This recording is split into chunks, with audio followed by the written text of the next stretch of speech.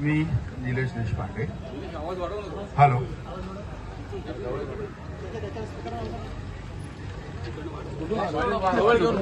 Hello. आंदोलन ठेवलंय, धरणं आंदोलन.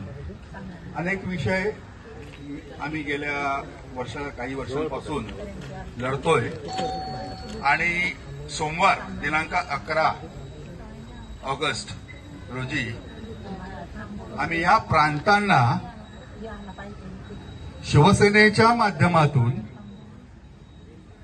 कामचुकारपणा आणि अकार्यक्षमता करण्याबद्दल पुष्पगुच्छ आणि गोट्या देऊन त्यांचा सत्कार करणार होतो. अशाच प्रकारचं आंदोलन आम्ही काही दिवसांपूर्वी वसई विरार शहर महानगरपालिकेच्या प्रभाग आय कार्यालयामध्ये सुद्धा घेतलेलं होतं.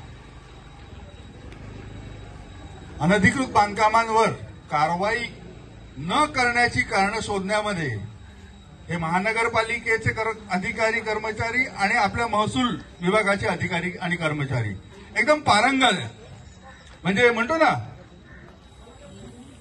जन्मतःच हे डीएनए घेऊन आलेले आहेत की कशा पद्धतीने गोलमाल करायचा. परंतु आपण जागरूक वसईकर, आपण भोळ्याने दूध पिणारे नाहीयेत हे यांना दाखवून देण्याची आता गरज आहे. महत्वाचा विषय असा आहे की एका प्रकरणासाठी आम्ही 2024 सालापासून जानेवारी फेब्रुवारीपासून आम्ही लढतोय. या ठिकाणी बिल्डर आणि भूमाफिया यांनी एकत्र मिळून उमेळा गावामध्ये तिवऱ्यांची कत्तल करून टाकली होती. त्याबाबतचे काही व्हिडिओ प्रत्यक्षात तिवरं कापतानाचे आमचे विभाग प्रमुख आणि त्यांचे राकेश कदम नायगावचे आणि त्यांचे सहकारी यांनी रात्री जाऊन ते व्हिडिओ काढलेले होते. ते आदिवासी मजूर पकडले होते. त्याबाबत आम्ही रीतसर तक्रारी केल्या.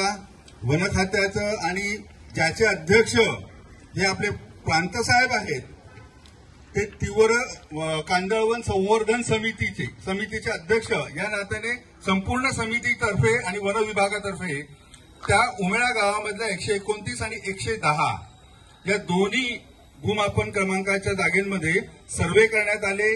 वन खात्याने मान्य केलं की तिवरांची कत्तल झालेली आहे, कांदळवन कापलं गेलेलं आहे आणि दोन्हीवरती पुढील कारवाई करण्यासाठी आपले अति कार्याध्यक्ष कार्यक्षम असे तहसीलदार अविनाश कोष्टी यांना प्राधिकृत केलं की तुम्ही जाऊन एफआयआर दाखल करा.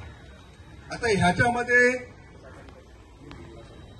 110 क्रमांकाचा जो भूखंड आहे हा आहे ओसवाल बिल्डरच्या नावाने आणि जवळजवळ 4 एकराचा भूखंड आहे. आणि ह्याच्यामध्ये गुंतलेले आहेत ते काही माजी नगरसेवक आहेत, त्यांचे एजंट म्हणून काम करतायत. त्यांना ती जागा साफ करून पाहिजे, तीव्र कापून पाहिजेत आणि 21 मजली टॉवरचे प्रोजेक्ट त्या ठिकाणी त्यांना करायचे. माझा प्रश्न या प्रशासनाला, प्रांतांना आणि तहसीलदारांना मी फक्त एकच विचारला की तीव्र ही संरक्षित वनस्पती म्हणून शासनाने आणि मेहरबान न्यायालयाने जाहीर केलेलं आहे. त्याचं कारण का? तर फार महत्वाचं कारण म्हणजे जेव्हा सुनामी येते त्यावेळी ती सुनामी थोपवण्याचं फार मोठं काम ही तीव्रांची झाडं करतात, कारण त्यांची मुळं ही आजपर्यंत गेलेली असतात. तो इम्पॅक्ट जो आहे सुनामीचा हा कमी करण्याचं काम ह्या तीव्रांचं आहे. मग म्हटलं तुम्ही ह्याच्याबाबत जर गंभीरपणे काही कारवाई करू शकत नसाल तर ती कारवाई सुनामी आल्यानंतर वसईकरांच्या तिरड्या बांधल्यानंतर तुम्ही करणार आहात का, ह्याचं पहिलं उत्तर आहे. आणि अतिशय सुंदर गोष्ट आमच्या तहसीलदारांनी केली, कोष्टी साहेबांनी.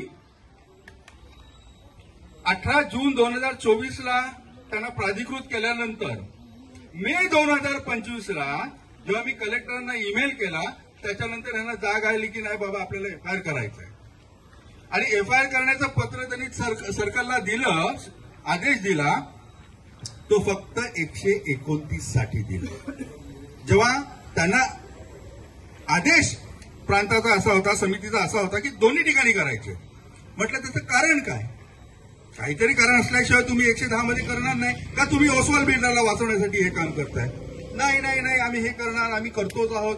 गेले 1 महिन्यापासून हा प्रांताबरोबर आमचा संवाद चालू आहे आणि नेहमीप्रमाणे ताटाखाली, बिल्डरांच्या ताटाखाली घुसलेल्या एक शासकीय अधिकारी ह्या पद्धतीनेच हा प्रांत कार्यालय आणि हे महसूल विभाग काम करत आहे. त्याच्यानंतर एक गोष्ट फार महत्वाची आहे जे आता आपल्या मागण्यांमध्ये आहे, अनधिकृत भराव शासकीय जमिनीमध्ये. हा फार मोठा विषय एक चालू आहे. 200 जुचंद्र गावामध्ये 260 आणि 261 क्रमांकाचा शासकीय भूखंड आहे आणि ह्याच्यावरती आमचे प्रेमाचे परप्रांतीय चाळमाफिया अनधिकृत भराव टाकून फार मोठमोठ्या चाळी तिकडे वसवत आहेत. त्याबद्दल तक्रार झाल्यानंतर महानगरपालिकेने एक कायदेशीररित्या सांगितलं की बाबा हा ठिकाणी आम्हाला महसूल विभागाचे आदेश पाहिजे. आजपर्यंत त्यांनी पत्र देऊनही हा महसूल विभाग त्या ठिकाणी कोणत्याही प्रकारची कारवाई करायला तयार नाही. आता हे मला सांगा, वसईकर, जागरूक वसईकर या नात्याने ह्यांना गोट्यात जायच्या की नाही? आज ते आंदोलन आमच्यातर्फे आम्ही पुढाकार घेतलेला आहे. आज वसईकर प्रतिष्ठानतर्फे, संघटनेतर्फे आज ह्या प्रांताला देण्यासाठी आम्ही गोट्या घेऊन आलेलो आहोत. सगळ्यांनी आपण छानपणे त्यांचं अभिनंदन करायचं की तुम्ही छान पद्धतीने कामचुकारपणा करून वातानुकूलित कार्यालयामध्ये बसून अतिशय सुंदर गोट्या खेळतात. तर आमच्यातर्फे, वसईकरांतर्फे हे चांगल्या चकचकीत गोट्या आज तुम्हाला देण्यात येतात. धन्यवाद.